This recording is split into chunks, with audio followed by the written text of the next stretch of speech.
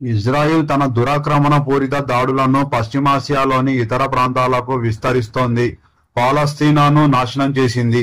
ఇప్పుడు లెబనాన్ పై పడింది. శనివారం గోలాన్ హైట్స్ లో 12 మంది మరణానికి కారణమైన రాకెట్ దాడికి హిజ్బుల్లాను నిందిస్తూ దక్షిణ లెబనాన్ పై ఇజ్రాయిల్ క్షిపణులతో విరుచుకుపడింది. మరోవైపు ఆ దాడితో తమకు ఎలాంటి సంబంధం లేదని హిజ్బుల్లా సంస్థ స్పష్టం చేసింది. గాజాలోను లెబనాన్ లోను ఇజ్రాయెల్ గత 24 గంటల్లో సాగించిన దాష్టీకాలకు 66 మంది చనిపోయినట్లు గాజా పౌర రక్షణ విభాగం తెలిపింది. కొత్త భౌగోళిక ప్రాంతాలకు ఇజ్రాయిల్ దాడులను విస్తరిస్తుండటంతో ఇది ప్రాంతీయ యుద్ధానికి దారి తీసే ప్రమాదం ఉందని ఈజిప్ట్ విదేశాంగ శాఖ సోషల్ మీడియాలో పోస్టు పెట్టింది. గాజాలో కాల్పుల విరమించాలని, అక్కడ నెలకొన్న అమానవీయ పరిస్థితులపై అంతర్జాతీయ సమాజం దృష్టి సారించాలని కోరింది. గోలాన్ హైట్స్ ప్రాంతాన్ని ఇజ్రాయెల్ 1967లో 6 రోజుల యుద్ధంలో సిరియా నుంచి ఆక్రమించుకుంది.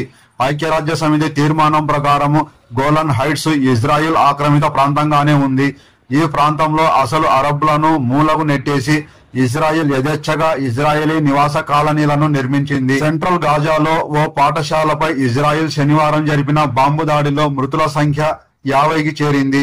ఇల్లు సురక్షితం కాదని ఐరాస సహాయక శిబిరాల్లో పాలస్తీనీయులు తలదాచుకుంటున్నారు. వాటిపైన ఇజ్రాయెల్ వైమానిక దాడులు జరుపుతోంది.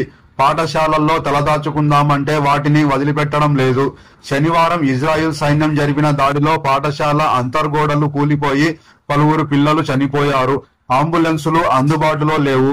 దీంతో దుప్పట్లలో చుట్టి పిల్లల మృతదేహాలను తరలిస్తున్నారు. పాఠశాలలపై దాడిని పాలస్తీనా అథారిటీ అధ్యక్షుడు మహమూద్ అబ్బాస్ ప్రతినిధి ఖండించారు.